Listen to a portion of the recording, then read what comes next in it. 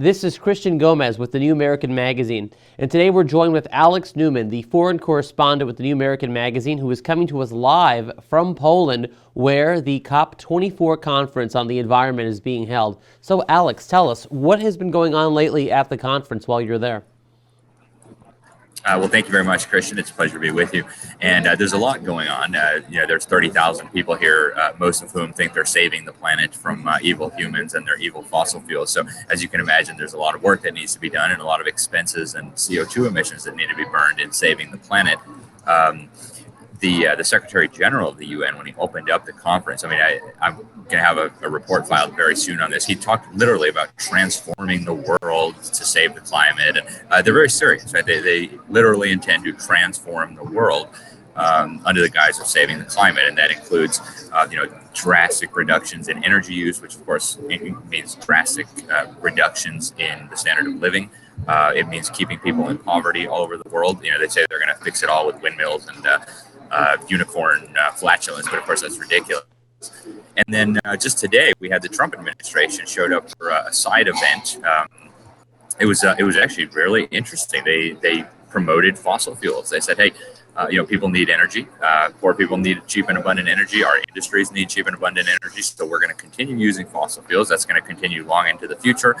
But interestingly, despite President Trump having repeatedly called this global warming hypothesis a hoax, his officials really, at least they pretended to buy into the narrative. They said that we need to decarbonize the markets and that we're burning fossil fuels in a way that's cleaner, as if there were something dirty about the gas of life that literally every human being exhales. So I had the opportunity to ask a question about that. It went interesting, but a lot going on here, Christian, and of course it's impossible to keep up with it all.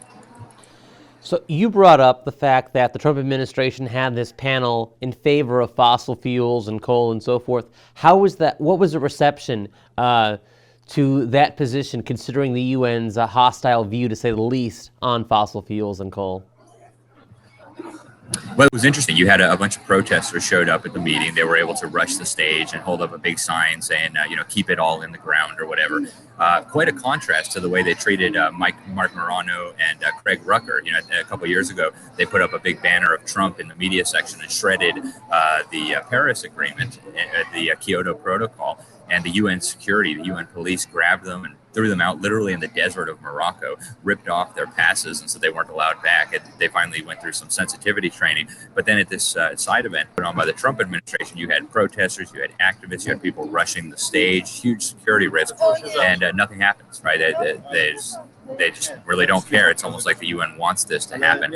So the difference in the way that people are treated, depending on their viewpoint, is glaring. Apparently now people are asking questions about this, so that'll be an interesting development. But clearly the United Nations and most of the governments here, a lot of the governments are looking for a paycheck. They say that evil Americans and their evil CO2 emissions have allegedly caused hurricanes and wildfires and basically everything bad, and that Americans need to pay them. So there's a lot of people here with their hands out looking for a check.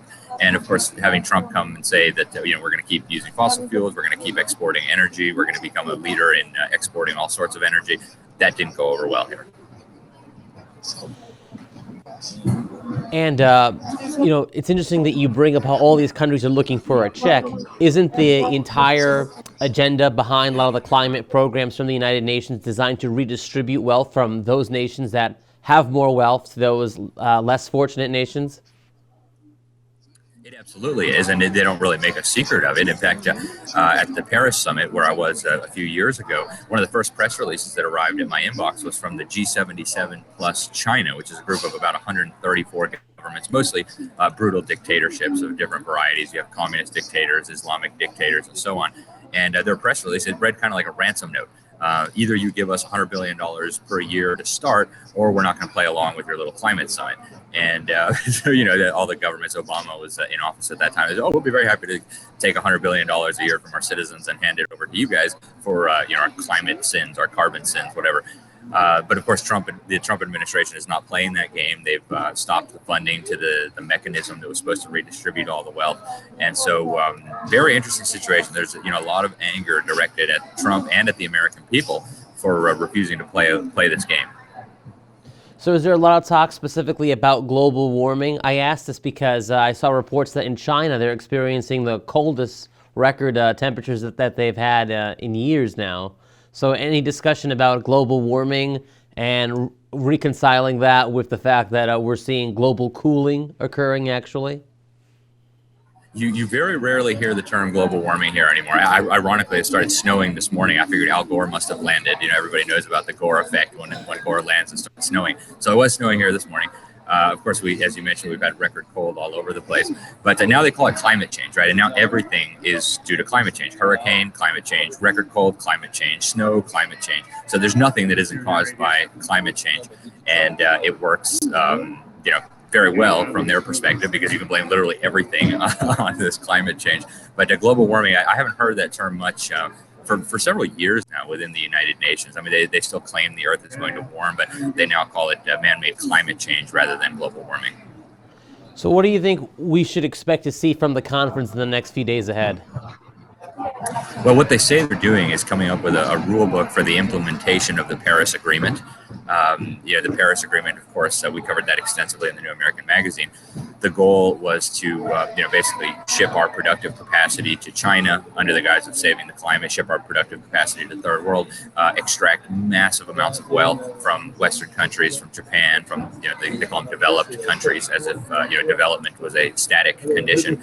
And if they're successful, they're going to basically write the rules of the road for how this is going to be implemented. Of course, it's not going very well, right? Everybody saw the riots in France, the protests in Paris. And, if they can't put a carbon tax in Paris without basically a public uprising, what are the chances that they're going to be able to get one in America or in Australia or another Western country where people don't believe this stuff? So, I don't think there's a lot of optimism here. Within the bubble, everybody kind of believes this stuff, but outside of the bubble, things are not going so well. So if they're successful, they're going to come up with these rules of the road, but we'll have to see where it goes from here. So. Well, Alex, that's all the time we have today. Thank you for your insightful reporting, and we hope to check back with you again tomorrow to find out what's been going on again inside the bubble that is the COP24 conference.